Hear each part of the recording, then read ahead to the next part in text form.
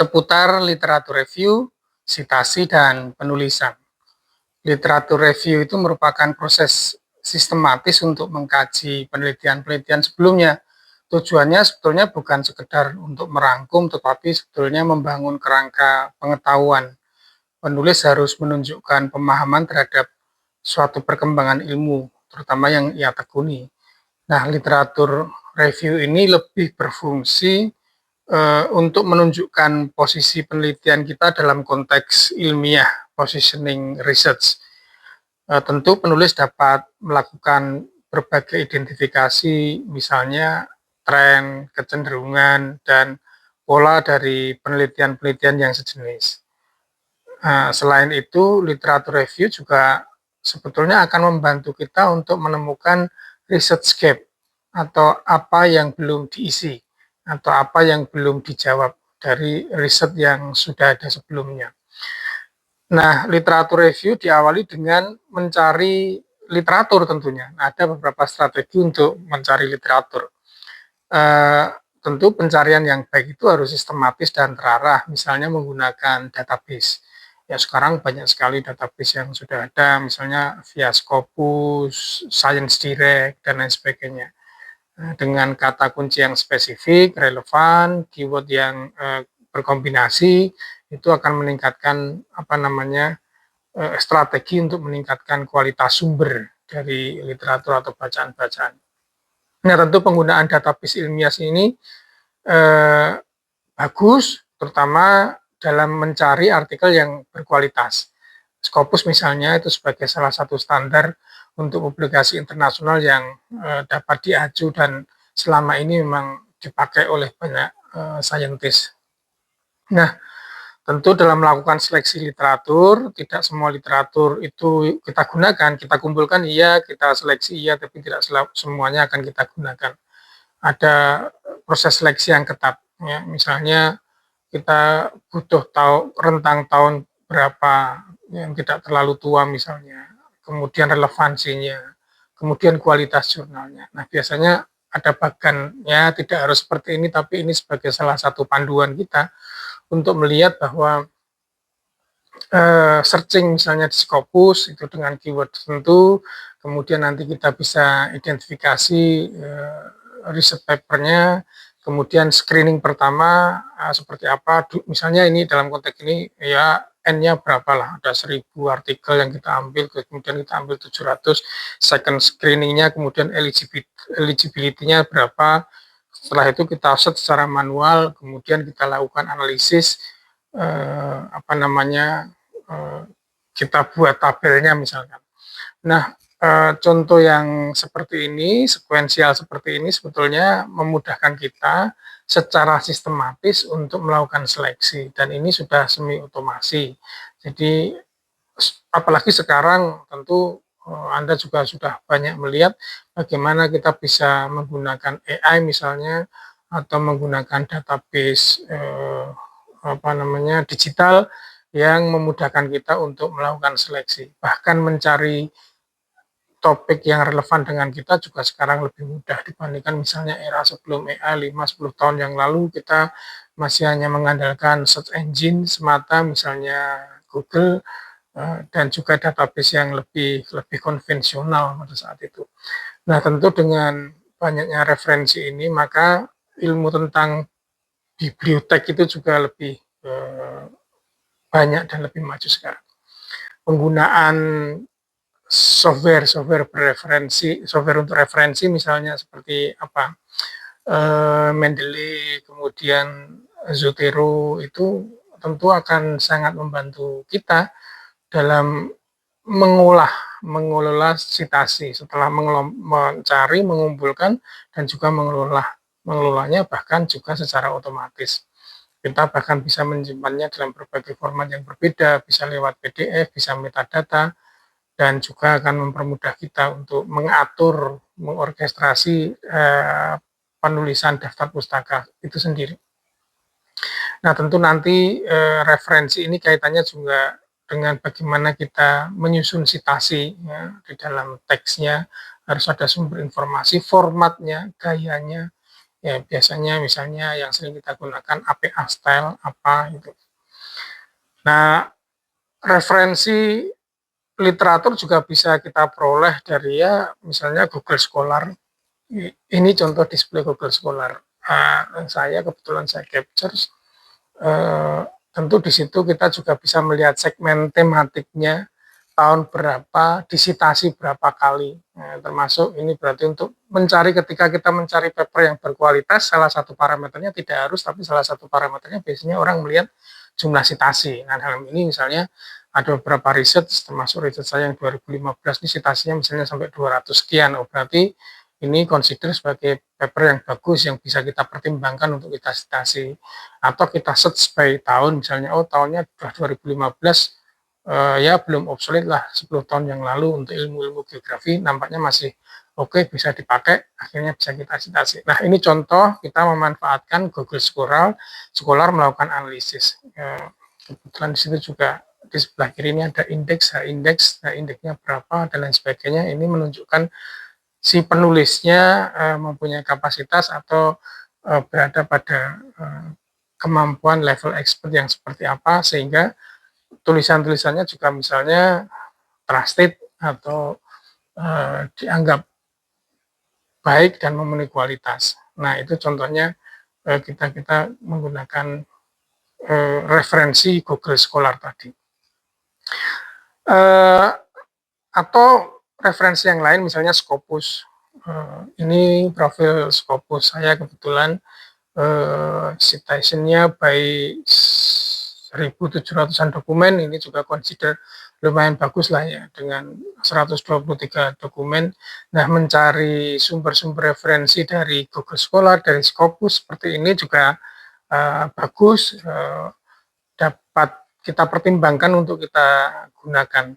Nah, tentu juga termasuk nama penulisnya juga kita akan melihat di situ dia berpredikat seperti apa, sehingga tulisan-tulisannya juga kemudian bisa kita pakai misalnya.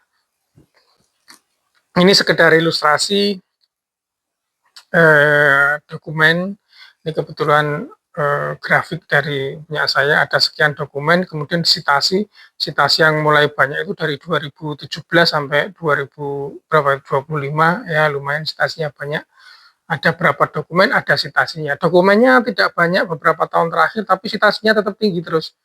Karena berarti ada relevansi kebutuhan orang untuk riset dengan menggunakan dokumen dari yang pernah kita tulis. Ini juga merupakan satu hal yang bisa kita consider. Nanti dampaknya misalnya kemudian kita masuk ranking lah. Ini misalnya top 2% World Ranking Scientist by Stanford University, itu juga salah satunya yang dipertimbangkan adalah jumlah citasi dan jumlah dokumen.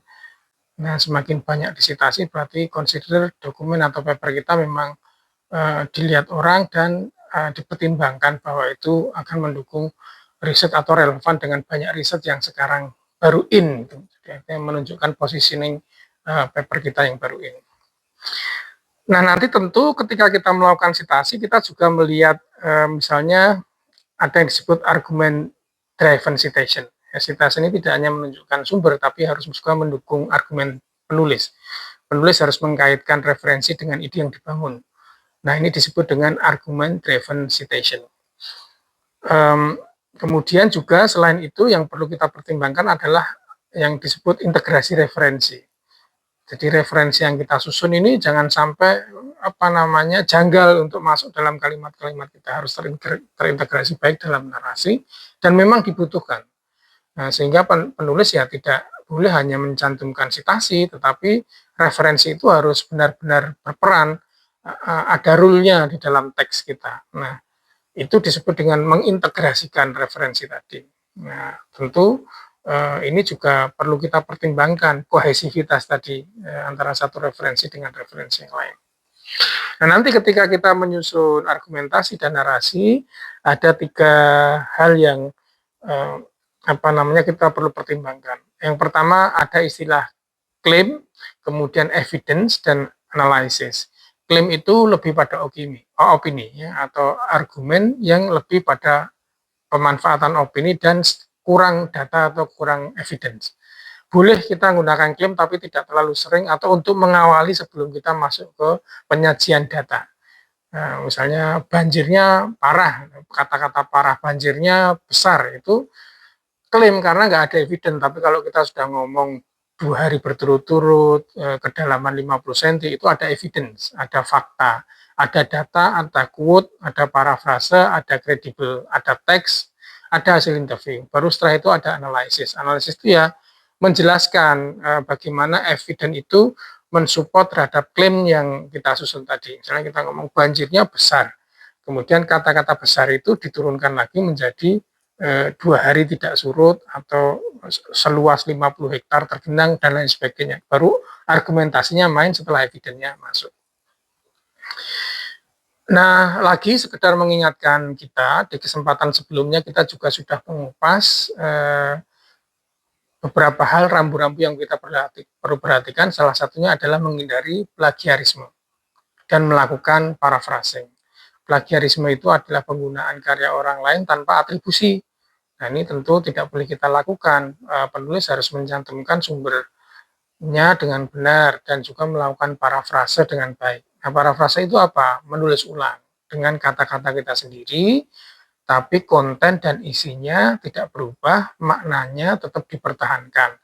Nah, parafrase ini butuh keterampilan, kita harus melatih bahasa kita untuk melakukan parafrase.